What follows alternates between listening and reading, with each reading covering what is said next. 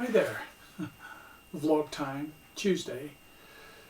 Yeah, it's a very rainy, grey day out, which actually means that my webcam actually see all sorts of lines over here. My webcam actually has a very hard time picking up well, it doesn't do very great at low light intensity, so it's a bit grainy, but you know, who cares. The Tuesday vlog, just a ramble, and yeah, gaming, the current state of gaming. I've been playing games ever since 75, 76, started out with Pong, and yeah, been playing a ton of games, and I also find the current gen games, some of them I find very nice, very cool to play, but also a lot of that online multiplayer stuff, not so much. But there's enough good stuff in there to remain very much invested and interested in games. I just love that way of storytelling, and I think what makes a game a good game for me is when it actually conveys an experience or tells a story, and that can be very action-packed, but it can also be just very visually driven, an experience. Even a game like Drizzle Path, I'm not sure if you are familiar with that.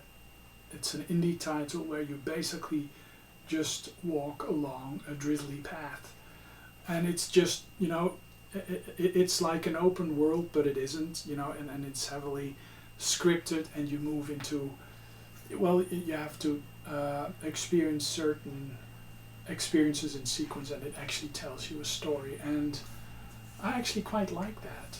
I quite like that, and there have been other games. Oh yeah, they're doing construction work outside. They're actually putting in fiber optic internet. So if you hear construction machines going on in the background, that actually is what is going on. What did I want to talk about? Yeah, the current state of gaming, and the fact that I totally like the Xbox One and what it brings to the table. I also love the PlayStation 4 and what it brings to the table. I'm actually running a release day PlayStation 4, which I didn't get on release day, but it's like the first gen, the most weak PlayStation 4 out there. My wife actually has a PlayStation 4 Pro downstairs, which runs on a 4K TV. I'm actually viewing my TV, which is a 1080p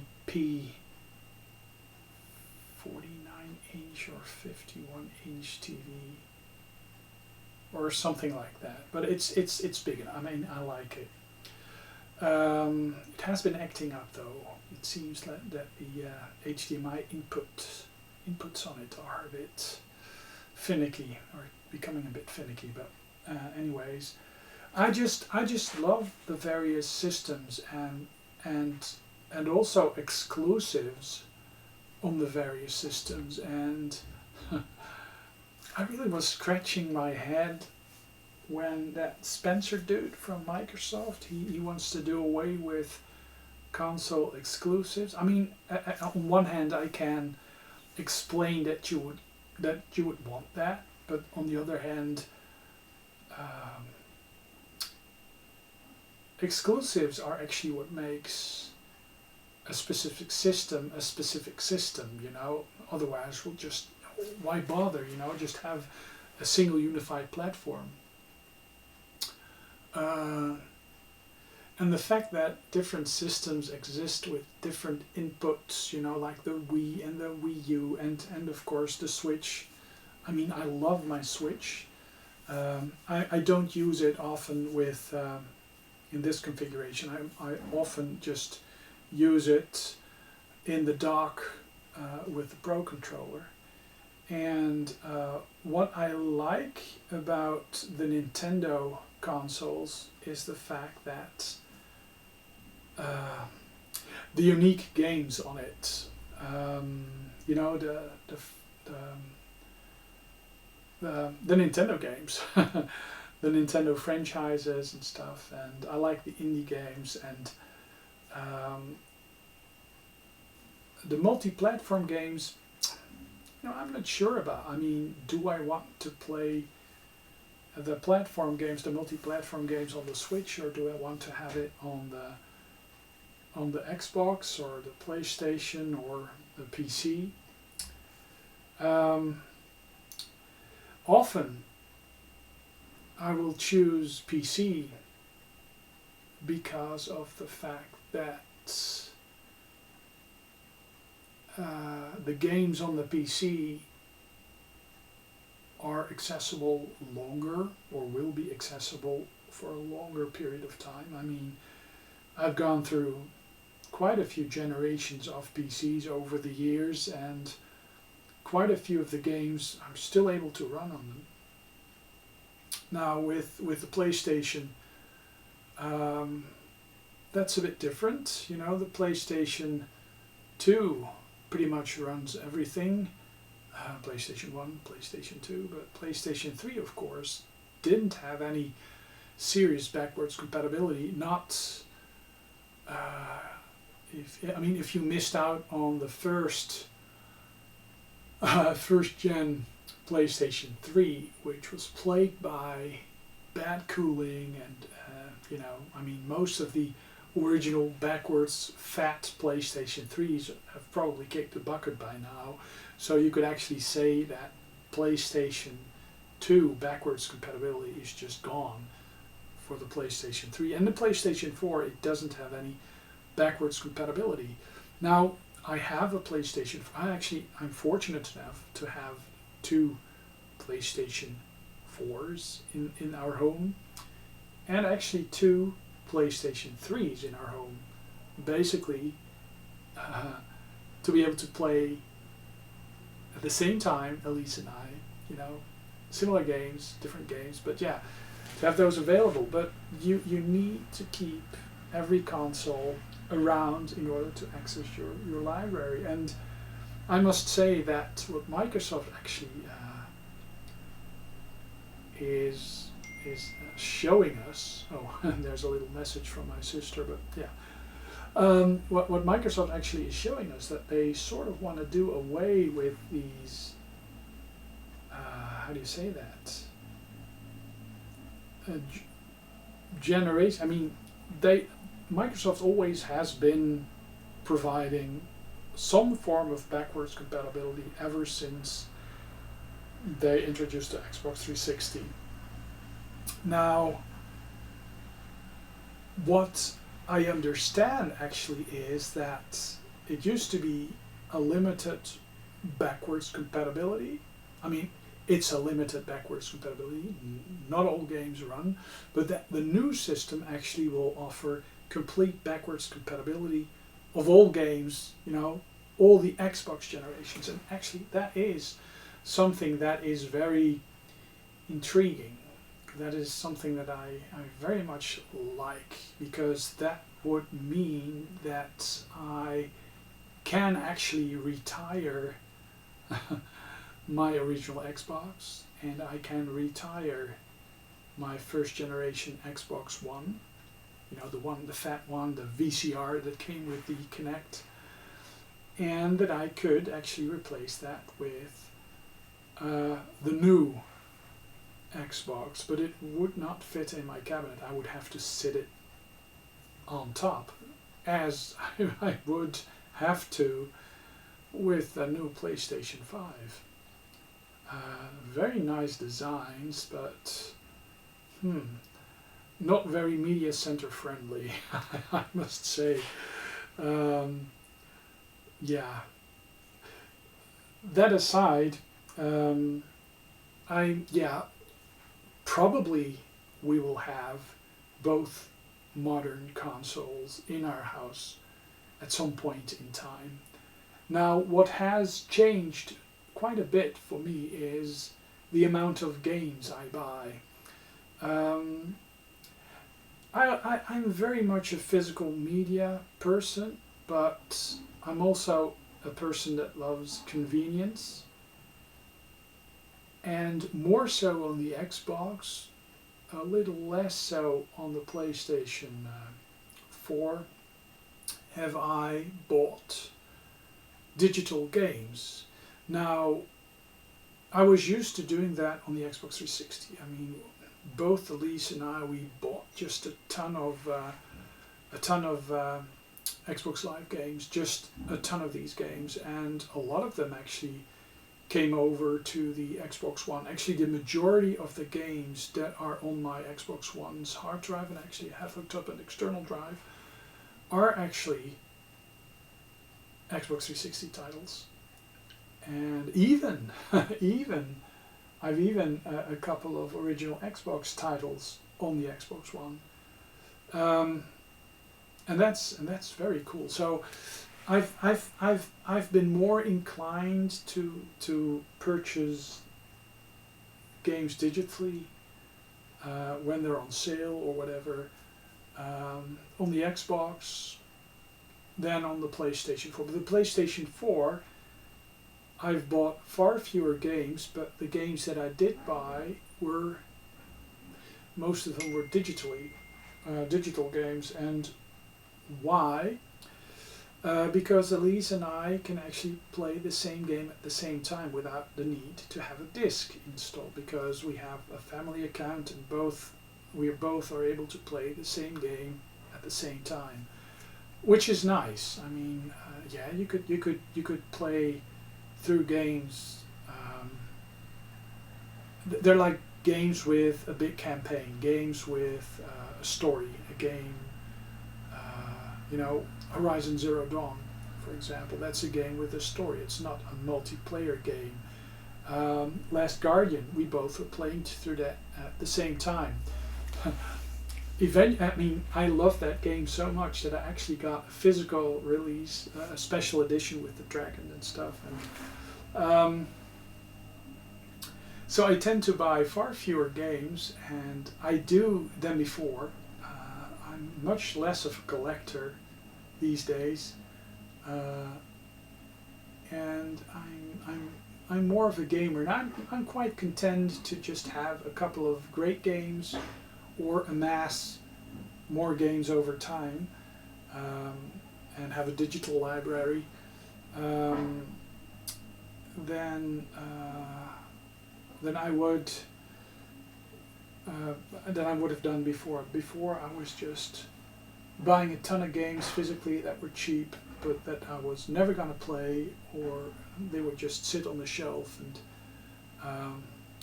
what has changed for me, actually, is also the Xbox. The Xbox One, for me, my Xbox has an external drive, a 4 terabyte drive, and there's just a ton of games on there.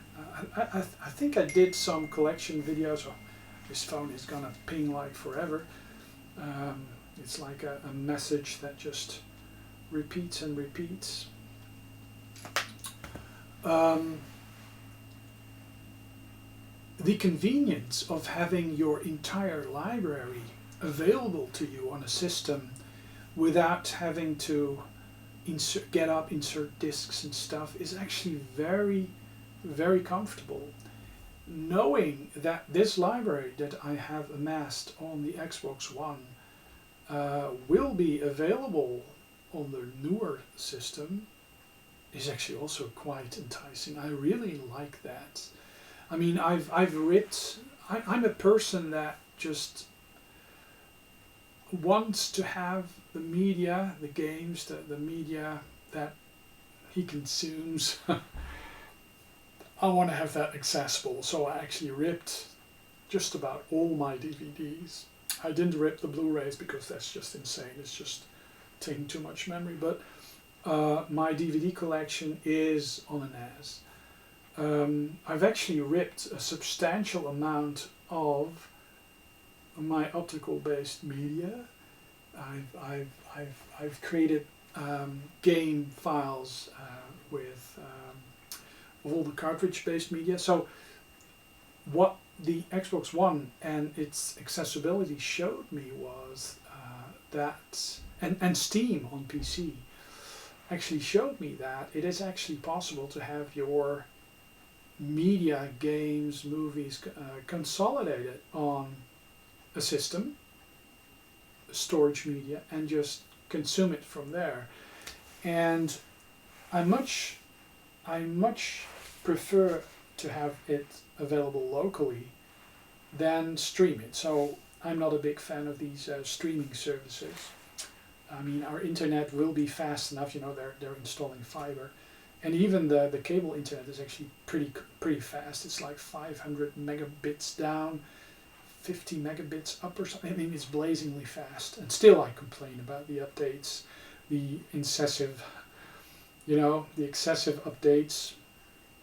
Anytime I turn on a system, you know, updates. But so locally have the games available. So I actually digitized quite a fair bit of my game room, up to Wii U, PlayStation 3, to some extent Xbox 360, Xbox, and everything below. And a lot of stuff is in storage over there in the attic. Some of it I sold actually. I had so many doubles. I mean, who needs 3 ColecoVisions, 2 boxed and 1, you know? No, it was more. Who needs 5 Saturns? Who needs 3 Xboxes? Who needs 5 Dreamcasts? You know, I mean, there's only so many things that you can have spares of, and so I decided actually to get rid of quite a few of the excess doubles, mostly doubles in excess that I had. And well, as you've seen from my game room tour, that allowed me to actually consolidate a lot of my games into the cabinets in the garage, some boxes in the attic, and the storage in the Eve. And I can rotate out the games, the physical media, and I love physical media. I mean, I love handling the Atari 2600 cards. I just love, I mean, more than discs, but I love cartridges. I love the look and feel and the different controllers and stuff. So yeah, the thing is that, and I'm all over the place, but the thing is that I've set up 2 emulation gaming PCs in my game room that have accessible a lot of the games that I have in storage or sit on the shelf. I mean, I can turn on the PlayStation 3, pop in a disc and play the game, but I also could just fire it up on the on the PC with the PlayStation 3 emulator. Same goes for some Wii U titles, Wii, GameCube. So yeah, putting a fair bit of my collection in the attic, in the Eve, in the garage, selling a fair bit off, actually allows me to have my game room as an enjoyable living room situation with a couple of systems out, emulation at my disposal, but also a retro corner with a CRT, and the ability to just take out my ColecoVision, hook it up, and play some of the games. I have Mr. FPGA solutions that allow me to play a fair bit of the cartridge games very nicely. I still have a Retron. I had 2 Retron systems, Retron 5 systems. Why need 2? 1 is enough. So I can actually have an HDMI capable system that sort of plays my cards. But the FPGA, the Mr., is actually good enough to have the cards in in a box, nicely catalogued, and I don't have to have them out all the time. Now, what I love about the different consoles actually is the differences between them. You know, the different capabilities, and so I tend to want to have the specialized games that are only out on a specific console. So console exclusives are something that I quite like, but I'm also quite intrigued by the the multi-platform games, just because knowing a bit about the different hardware makeup of the various systems, it's actually quite interesting to see what a different system can do with the same game. But often it's just like lazy ports. Often it's just like, in order to have it run, you know, have a multi-platform game run on all systems, basically the game must adhere to the hardware specifications of the lowest denominator, you know, the most slow system around. And on consoles, it will not always upscale that well and stuff. So it's like developed with the slowest machine, the most weak machine in mind. So a lot of these multi-platform games aren't as good. Now, there are certain games that I bought on every system out there. There's, for example, Outrun. Outrun is one of these games that I actually have on every system out there, apart from the arcade. I don't have an Outrun arcade cabinet, nor an Outrun 2 arcade cabinet. Would I love them? Yes. Will I ever be able to have them in the house? No, because the wife will just end my life.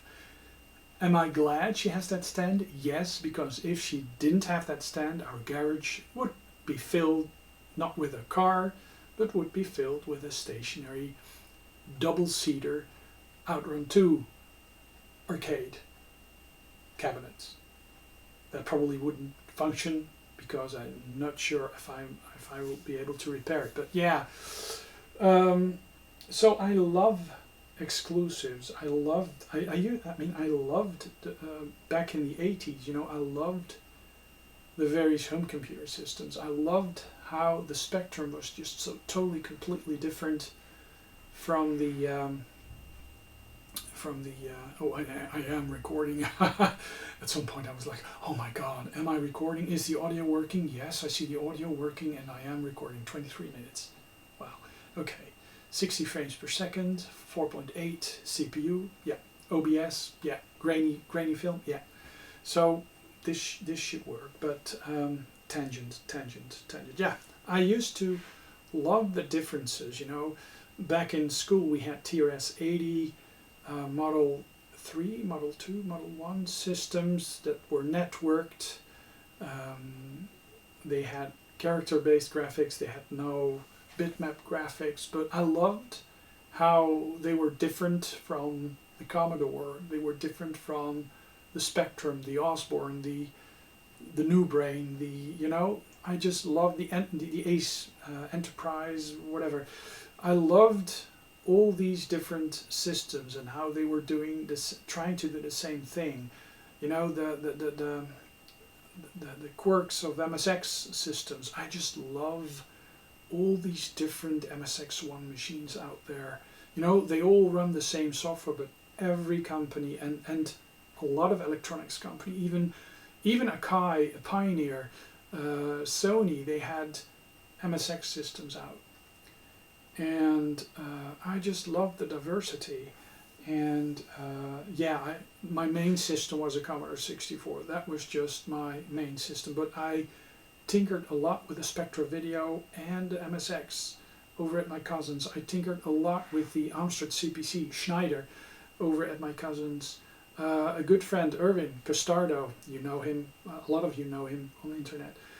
he was a Spectrum, ZX Spectrum guy, and I wasn't a big fan of playing the games with the keys, but when he got a Kempston joystick interface, and he also had a SUSE arcade stick, and I believe he actually had one of those brown beige SUSE arcade sticks actually, and I had the black and red one. So actually color-wise, you know, he probably would have been better off using the black red fire button color scheme with his Spectrum, and I would have been better off using the gray, brown, beige joystick. But yeah, I just love the high resness of the Spectrum, and I loved how fast its basic was. This is really a tangent because I actually want to come back to the Switch and modern gaming, but I'm just like, you know, bear with me, this is just my waffle. Mainmeister style, you know, all over the place. But I just loved how the Spectrum worked. You know, you had bitmap graphics, but you also had these character style graphics. You could do a lot, and to see certain games just move ultra smooth with scrolling, with hit detection and stuff, you know, that was just awesome. I mean, seeing Iridium run on the Spectrum like it did, how smooth it was just awesome. And in a lot of ways, the Spectrum actually was a very fast system, a lot faster than the Commodore CPU.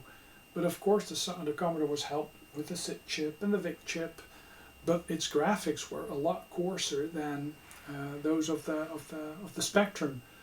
And I believe both Erwin and I, we both were running our computers through black and white TV. So, you know, basically the amount of colors, the number of colors was just mute. And yeah, the differences, and I think the differences and just wanting to know what makes a system tick, you know, what makes the Xbox tick, what makes the Xbox 360 tick, PlayStation 3, PlayStation 4, that is something that I find very intriguing. And it sort of actually goes away with, well, it sort of goes away with the newer systems, you know, the PlayStation 4 and the Xbox One, you know, how different actually are they? And perhaps we could actually move back an earlier generation. Like, I mean, if you look at the power CPU architecture in the Wii, in the GameCube, the architecture in the Xbox 360, and to some extent, well, the PlayStation 3 really was a different beast, I guess. But yeah, I mean, a lot of similar techniques were used, and now with the PlayStation 4 and the Xbox, PlayStation 5 and the Xbox, yeah, I'm not sure what they call it, the Xbox Next or New. Yeah, they're more alike than ever before, and of course they're like super catered to gaming, you know, with a lot of optimizations. So probably a lot more meager hardware is able to pump out the same amount of pixels as quite a beefy PC would, you know, like with a more standardized, you know, structure, memory, graphics structure, you know, the graphics over the PCI with its own memory and you know, yeah, they've done a ton of integration. So, but basically they're PC. So a lot of these unique features will go away. But what makes these systems specific is the first party console exclusives, I guess. And now I'm getting actually back to Nintendo. I think I have a bit of a bit of a love-hate relationship with Nintendo, and perhaps to some degree Japanese gaming systems. For, you know, if you look at Microsoft. They sell you the game once, and you're able to play it. Well, they will make it that you're able to play all the games that you ever bought, you know, without having to pay again on the same system. I like that because I bought the games, whether it be physical or digitally. I mean, it's there.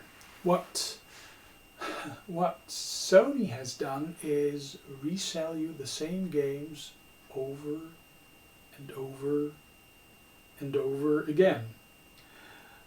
What Nintendo has done is, especially with the virtual console, is sell you the games over and over and over again. And it seems to work because we all buy these games again and again, even in the guise of these mini systems, you know, and we just buy the same games over and over and over again. And to a large extent, they don't even have to modify them because they're using emulators. And yeah, that sort of rubs me the wrong way because I just want to, yeah, it's just how I work. And now Nintendo with the Switch, it's really very strange how this dock works and how it rubs against the screen, and that it creates actually smudges, and you know, yeah, it's just how it works. I mean, just your Switch gets scratched up if you put it in the stand, and it's and there's actually another scratch. Yeah, if your 4-year-old nephew sees the Switch and he takes it out and puts it back, he's not gonna be careful not scratching the screen. But yeah, that's what you'll get when you have systems like this around. But the Switch, I have a sort of love-hate relationship with it. As a Android gaming handheld, you know, I've a ton of these Android gaming handhelds. The latest acquisition is this one, the Pow Kitty. I think Lawnbosh Post 1972 has actually done quite a few videos on it. I quite like it. They done a lot of stuff. They did well. The analog stick is great. The action buttons are great. The D-pad, the fact that those are 4 different buttons and not a cross, is actually something that I don't like that much. But you can actually have wired controllers. You can in it you have an HDMI mini out, so you can hook it up to the TV, use it wired. I think, you know, in a lot of places in the world, and I think this is actually quite popular in China, this basically is the Chinese counterpart of the PlayStation platform, the Xbox platform, with one difference, that a lot of the games are actually available for free, illegally. But yeah, I mean, very nice. I've been using these for the longest time. I've had various different ones. Another favorite of mine is the Game Mid that I did a review of a long time ago. But yeah, I love these Android handhelds. But yeah, something like the Switch is a lot better. But even the Switch, you know, with the drift that occurs when using these controllers, it's just insane that actually occurs in something that Nintendo has developed. But talking about the Switch, I do have 4 physical Switch games, and the rest is all digital downloads and on a memory card, cheap. And I also have that, you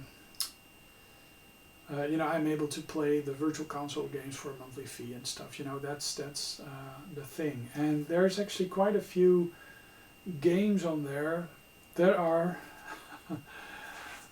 like I have virtual racing. I have on the Saturn. I have it on the Mega Drive. I have it on the PlayStation 2.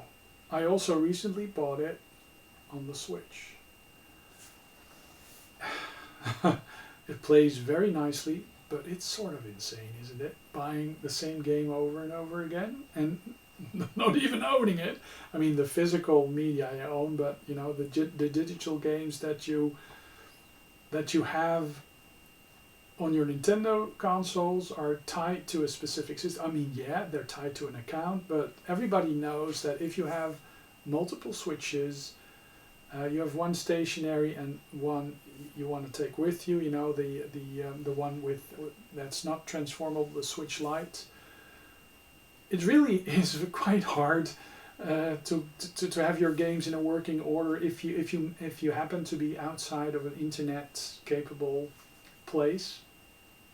So I don't like that. I don't like that DRM is actually limiting the way you can enjoy your games for the sake of DRM and dialing home and stuff. And so yeah, as a portable device,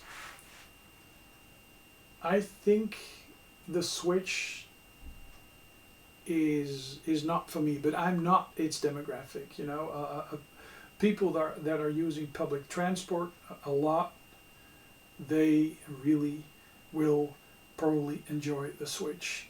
Kids, you know, without having access to the main TV, will probably enjoy the heck out of their Switch. Now,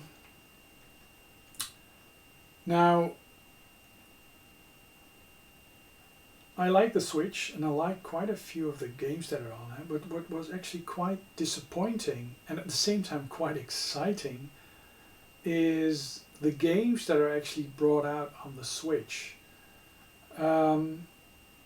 I saw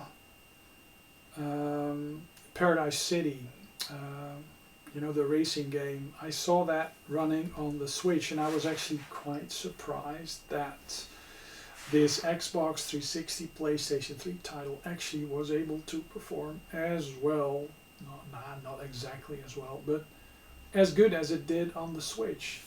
Now, the Switch is much more limited, I guess, than an Xbox 360 or PlayStation 3, and the PlayStation 3, oh gosh, that system has just not been tapped properly still. I mean, there have been some tests showing that it's actually capable of much more performance and is actually very close to being just as powerful as the PlayStation 4 is to some extent, if you program it correctly.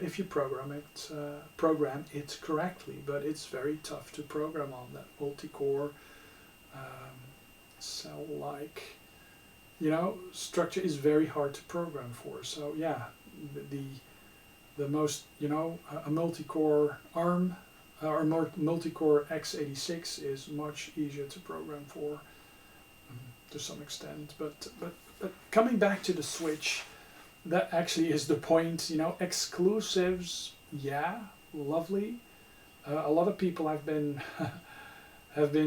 buying and playing the Animal Crossing game, the new Animal Crossing game, and I've seen people falling totally in love with it. For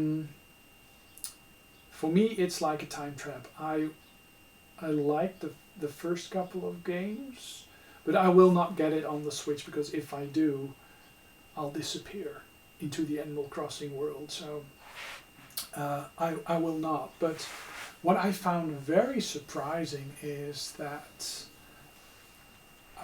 when I look at the Switch library, and fortunately, I live in the Netherlands, and fortunately, the lockdown has lifted a fair bit, so you can actually get into a car with someone from another household and go to a shop. So Wouter and me, the Highlander, and I, we actually visited Net Games, and it was quite eerie to visit a game store after that long period of lockdown, and they had their web shop running, you know, full blast.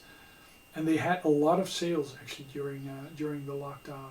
A lot of people were actually playing a ton of video games, and thank God for video games. I mean, that was a lifesaver, you know, being able to just play games. It really, yeah, it really helped a lot of us, I guess, through being forced to be in your home all the time. But what was very surprising is that there were a lot of Xbox 360 titles available on the Switch.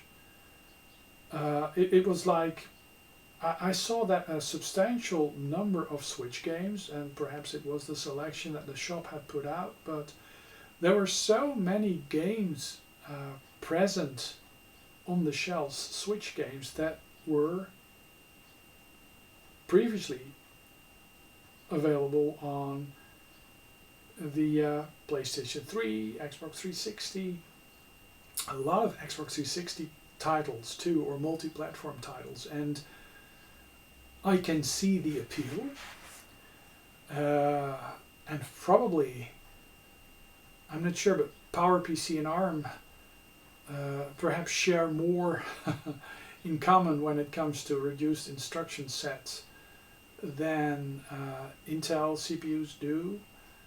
So I guess porting over some of these games is actually fairly easy. You know, I'm no developer, but I can understand that even something limited as the Switch, you know, it has a multi-core system, it has a decent graphics score, that the Switch is actually capable of doing quite a fair few of these PlayStation 3 and Xbox titles justice. And for me, having access to the 360 library and PlayStation 3 library still, those aren't games that I'm going to buy on my Switch, but probably the Switch's core demographic, you know, like kids and people in their teens and even people in their 20s, for them, these games on the Switch, I mean, these games were out when they were non-existent or very young, so they might actually appeal to the younger demographics, you know, the kids and the early adults, the young adults, more than me. And yeah, I'm 50, just turned 50. It's, yeah, I'm not the core demographic, but seeing those games getting re-released on the Switch is quite interesting, because they will be selling the same game over and over and over again, and it probably will work. So, and none other company than Microsoft actually is not selling you the same game over and over and over again. Yes, you can, if you haven't bought certain original Xbox games, you actually can in the store, but you will be able to put in the original Xbox disc, hopefully, and just play the game. So Microsoft is doing things a little differently. And I guess Microsoft has always done things a little differently when it comes to consoles. They're like more interested in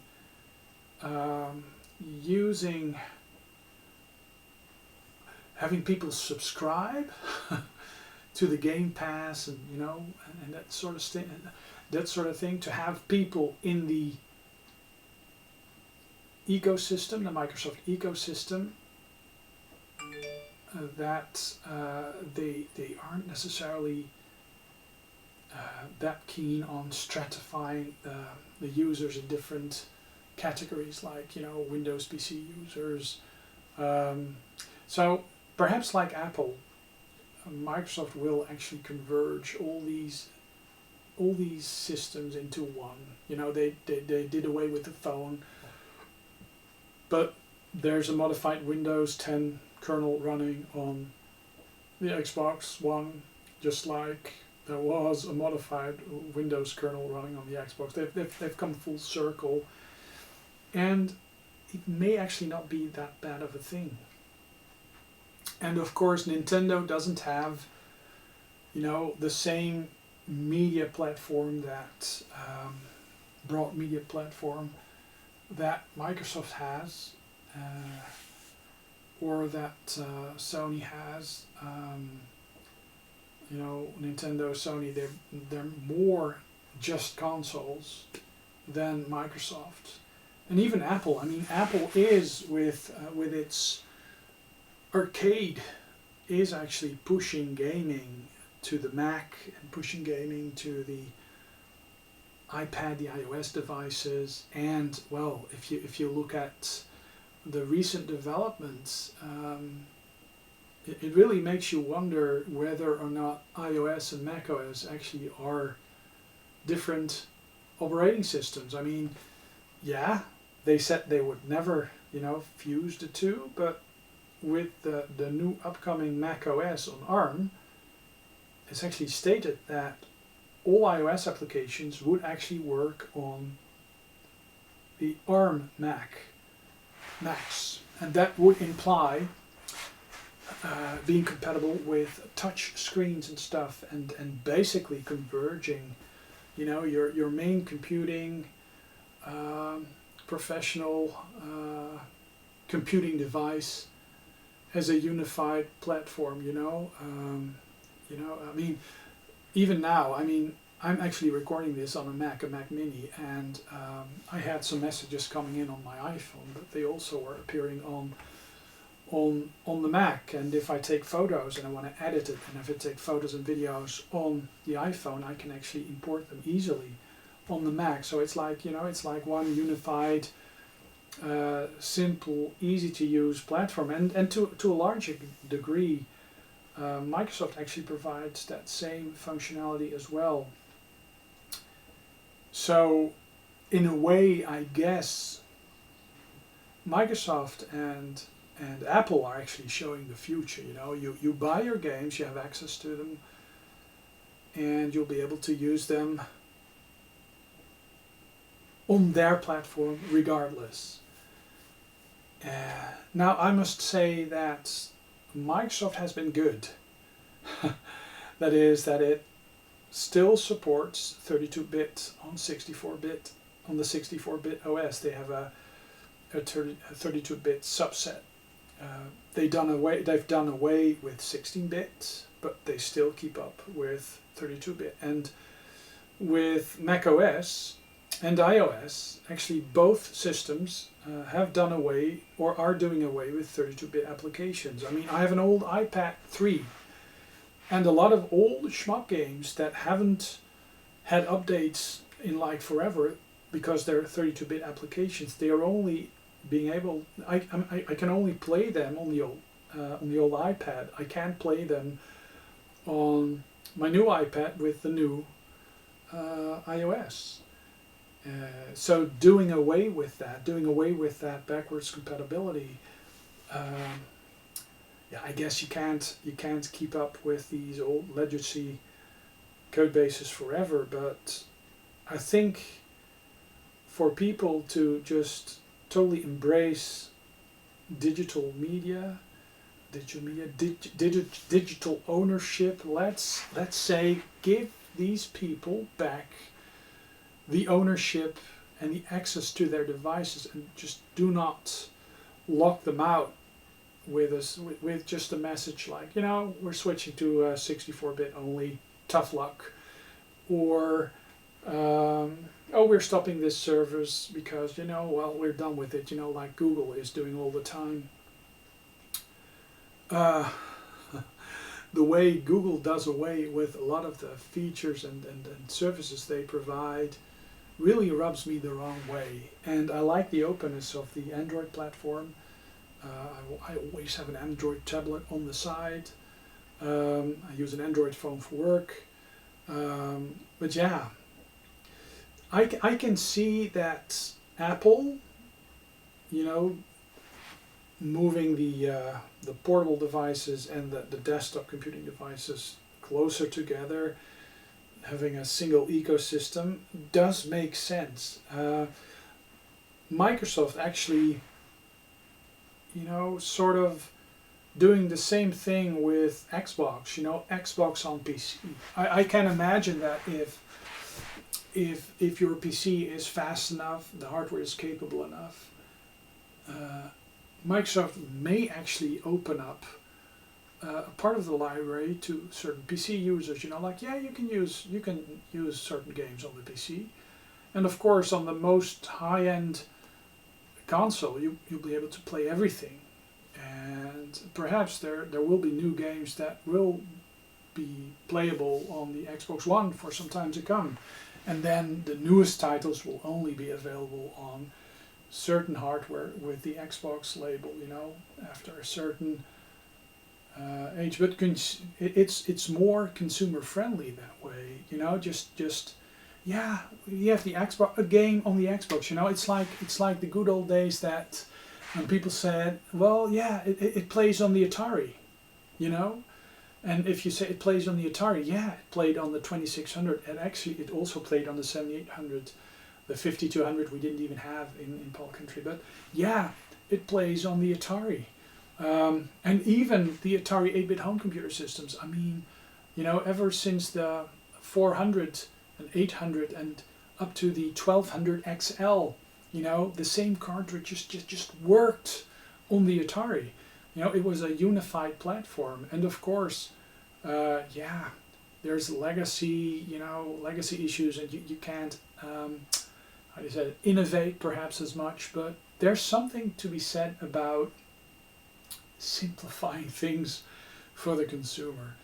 And I think Microsoft moved to a single platform, where you can play the games, Xbox-wise, perhaps even, Windows-wise, is actually a smart move. I think Apple's move to its own silicon, they've proven again and again with the iPhone and the iPad range that they are very successful still. There's a lot of flagship Android phones that might actually outperform the iPhone, but the ease of use, the way iOS works, it's very enticing for a lot of users. And macOS also,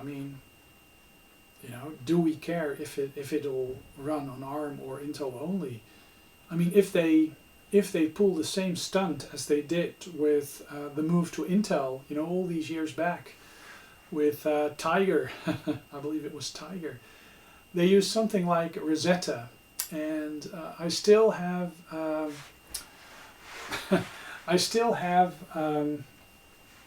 few. I still have a few old Macs around. I have an iMac that I can run virtual game station on. I've got a digital sawtooth Mac Pro. I've got a Mac Pro, a MacBook, a G4 Mac Pro MacBook, and I've got an Intel laptop, Intel MacBook 2018, I believe, and a couple of old G4 MacMinis. One of them I might actually turn into one of these Amiga-like